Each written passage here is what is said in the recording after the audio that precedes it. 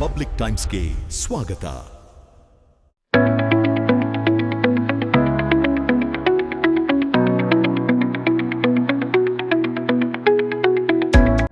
ಮಾಜಿ ಶಾಸಕ ಡಿಜಿ ಪಾಟೀಲ್ ಮನೆಗೆ ಮಾಜಿ ಮುಖ್ಯಮಂತ್ರಿ ಬಸವರಾಜ ಬೊಮ್ಮಾಯಿ ಭೇಟಿ.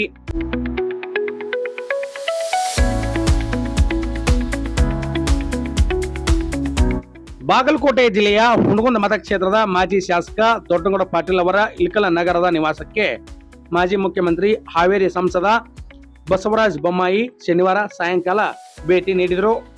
ಇದೇ ಸಮಯದಲ್ಲಿ ಮಾಜಿ ಶಾಸಕ ದೊಡ್ಡಗೌಡ ಪಾಟೀಲ್ ಮತ್ತು ಬಿಜೆಪಿ ಮುಖಂಡರೊಂದಿಗೆ ಅಲ್ಪಾಹಾರ ಸೇವಿಸಿ ಕಾರ್ಯಕರ್ತರೊಂದಿಗೆ ಸಮಾಲೋಚನೆ ನಡೆಸಿದರು.